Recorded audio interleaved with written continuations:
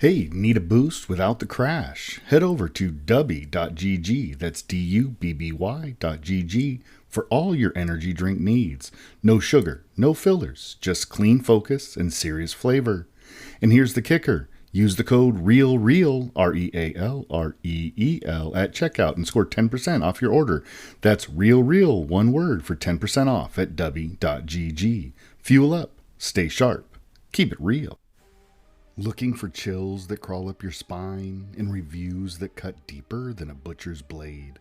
Welcome to Real Talk Horror Edition, where classic slashers, indie creepers, and cult nightmares are dissected with a bloody passion. Whether you're into slow burns or splatterfests, we've got the guts, the gore, and the geek out. So dim the lights, press play, and let your darkest curiosities run wild. Real Talk Horror Edition, where horror lives and breathes. Real horror, real talk. Available anywhere you get your podcasts.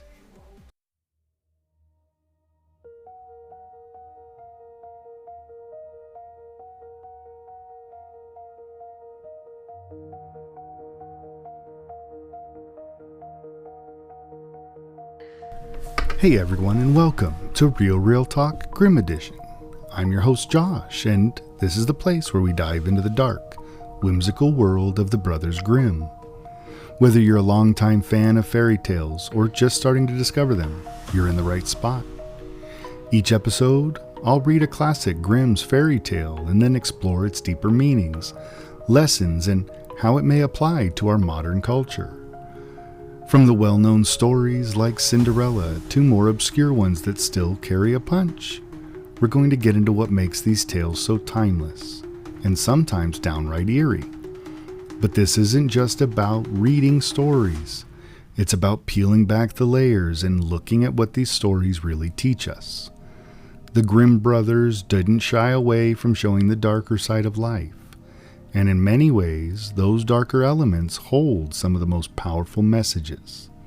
Whether it's about good versus evil, human nature, or just the consequences of choices. So whether you're here for the ride of a familiar story or to uncover something you haven't heard before, stick with me as we explore the fascinating and sometimes twisted world of Grimm's fairy tales. Today, we're going to be discussing the singing bone. So grab your favorite drink, sit back, and enjoy the tale.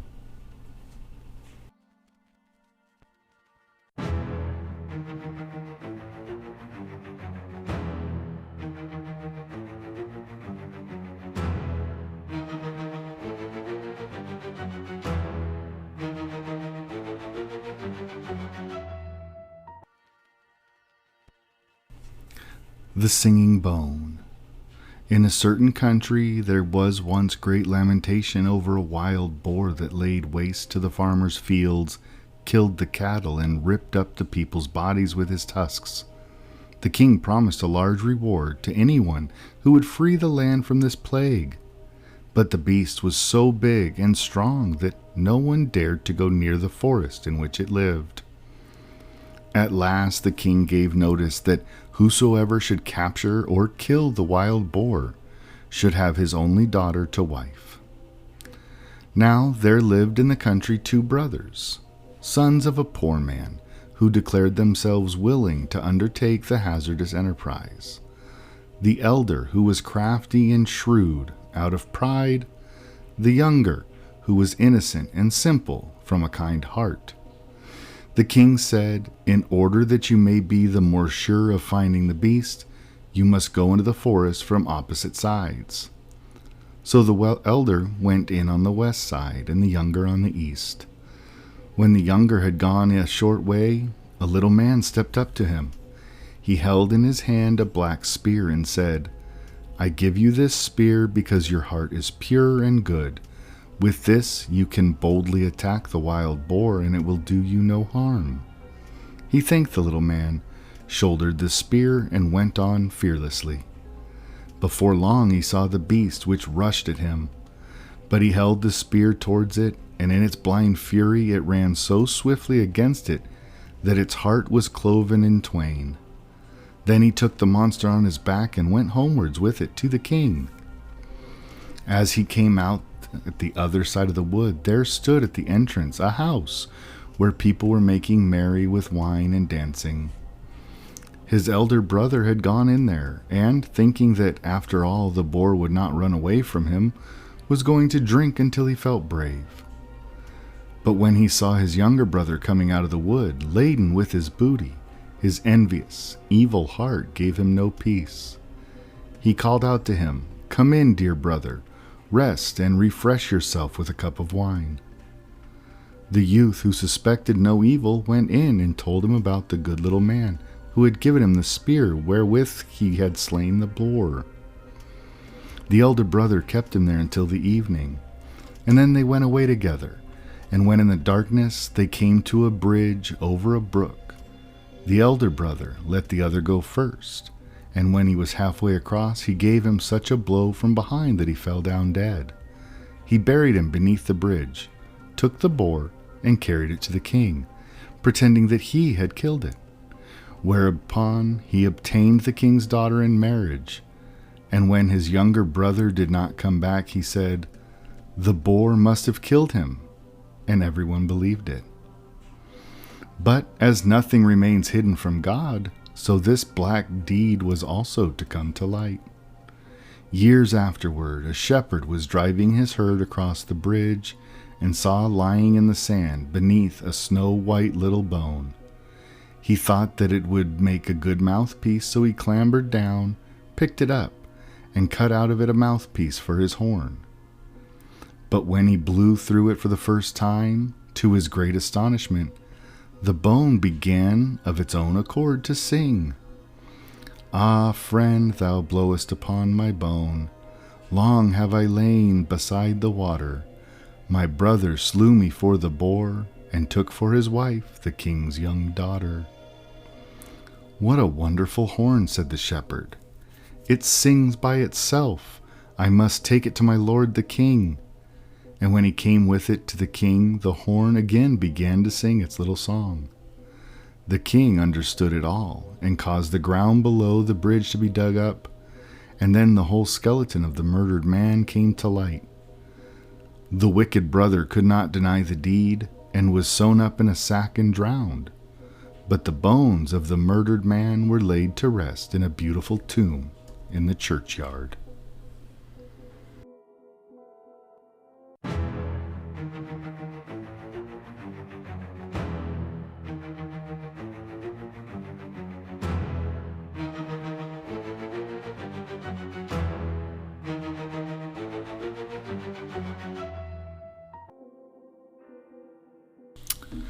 Well, that was quite the tale, wasn't it? Now, The Singing Bone isn't just a dark and eerie story, it's a cautionary one. It's layered with themes that still resonate today, so let's break it all down. At its core, The Singing Bone is a story about justice, how the truth always finds a way to come out, no matter how deeply it's buried. It's got that classic fairy tale structure where good and evil are clearly defined, but with a bit of a twist. The hero doesn't actually get to enjoy his victory. Instead, his justice comes posthumously, literally through his own bones. There are a few key lessons here. The elder brother thought he could get away with murder, but the truth literally sang its way into the open. It's a reminder that no matter how well hidden a crime may be, the truth has a funny way of revealing itself. And also, the elder brother couldn't stand the idea of his younger sibling succeeding, so he took matters into his own hands. But instead of securing a happy ending for himself, he sealed his own fate. And the younger brother doesn't get to marry the princess, but he is the rightful victor. And in the end, his story is told. His truth matters.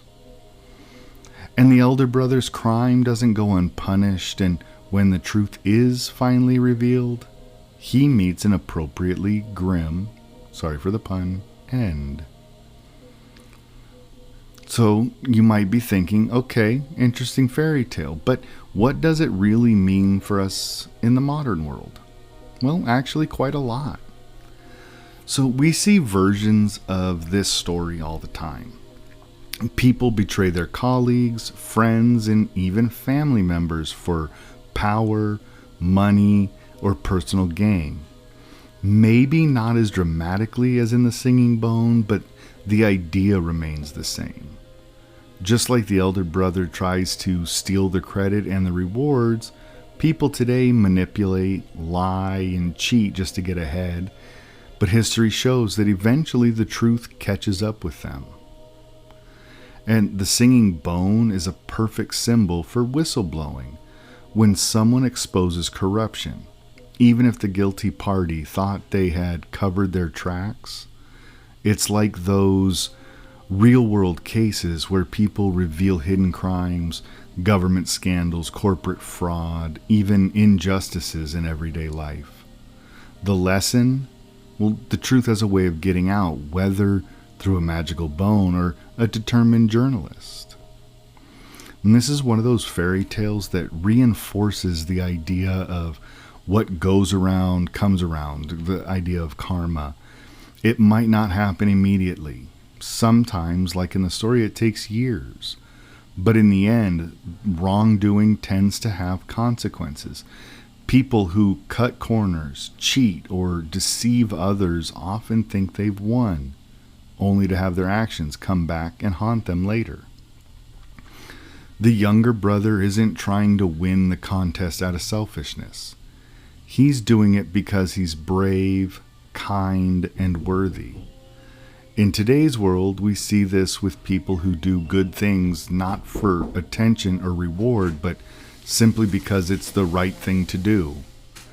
Activists, teachers, caregivers, and everyday people making a difference. Sometimes their work isn't immediately recognized, but it creates ripples that challenge injustice in the long run. And finally, the Bone's eerie little song. Well, it's a reminder that storytelling itself is powerful. Stories, journalism, art, they all have a way of keeping truth alive, even when people try to bury it. Think about how books, movies, and even social media uncover and share truths that might otherwise be forgotten. The Singing Bone is a story about a story, a tale that refuses to be silenced. So what can we take away from the Singing Bone? Well, I think it's a pretty haunting reminder that the truth will surface, that greed and betrayal ultimately destroy, and that justice, though sometimes delayed, is inevitable. It's a tale that's just as relevant today as when it was in the time the Grimm brothers wrote it down. And if nothing else, maybe don't trust a jealous sibling on a dark bridge. Just saying.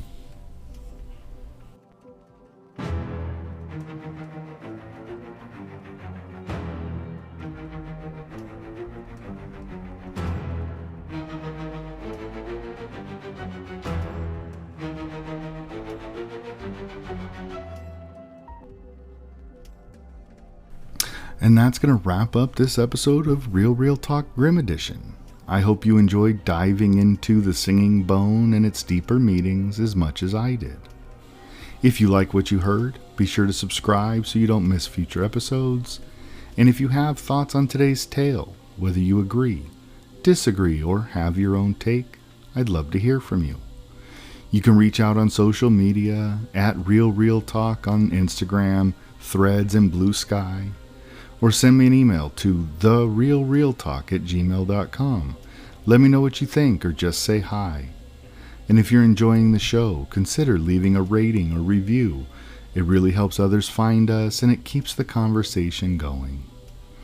But for now, thanks for listening, and until next time, stay curious, question the stories around you, and keep exploring the darker side of fairy tales.